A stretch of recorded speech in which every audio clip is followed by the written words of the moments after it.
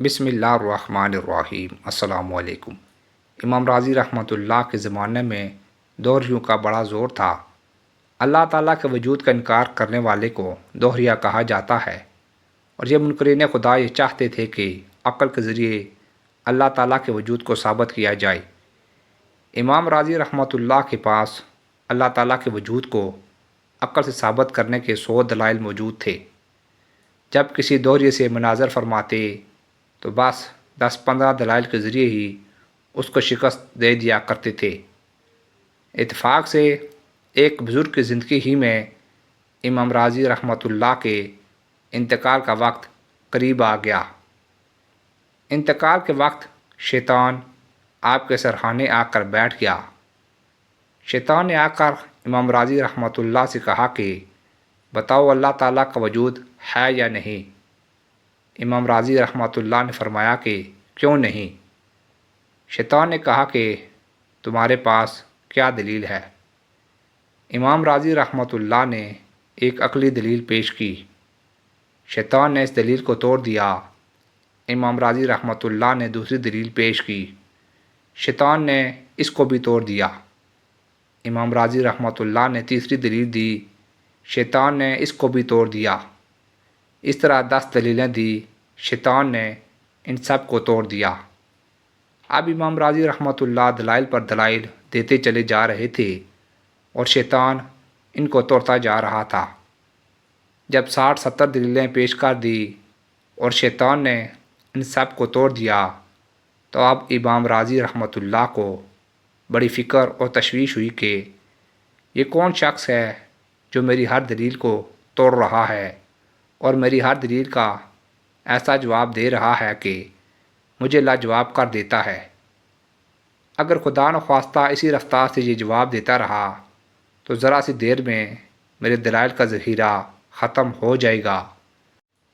تو اس کا مطلب یہ ہوگا کہ اللہ تعالیٰ کے وجود میں عقلاً مجھے بھی شبہ ہو گیا اور یہ میرا آخری وقت ہے۔ اگر اس آخری وقت میں اللہ تعالیٰ کے وجود میں شبہ ہو گیا تو میرا خاتمہ بھی خراب ہو جائے گا۔ چنانچہ امام راضی رحمۃ اللہ یہ سوچ کر اور پریشان ہو گئے۔ یہاں تک کہ آپ نے 99 دلیلیں دی اور شیطان نے وہ 99 دلیلیں توڑ ڈالی۔ اب امام راضی رحمۃ اللہ پسینہ پسینہ ہو گئے اور گھبرا گئے کہ یہ کیا ماجرا ہے۔ چونکہ کچھ عرصہ تک ایک بزرگ سے تعلق رہا تھا، اس لیے وہ تعلق کام آیا، اور اس وقت اللہ تعالیٰ نے ان بزرگ پر امام راضی رحمۃ اللہ کی اس گھبراہٹ اور پریشانی کی کیفیت کو منکشف فرمایا۔ اس وقت وہ بزرگ اور شیخ وضو فرما رہے تھے۔ ان کے ہاتھ میں ایک لوٹا تھا۔ اسی حالت میں وہ لوٹا انہوں نے زمین پر مارا اور کہا، ہے راضی، یوں کیوں نہیں کہہ دیتا کہ میں اللہ تعالیٰ کو بغیر کسی دلیل عقلی کے مانتا ہوں؟